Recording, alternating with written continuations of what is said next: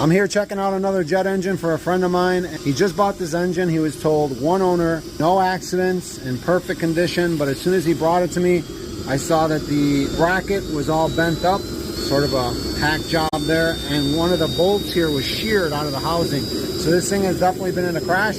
But we're going to start it up and see if it runs okay. See if it got ripped off or not.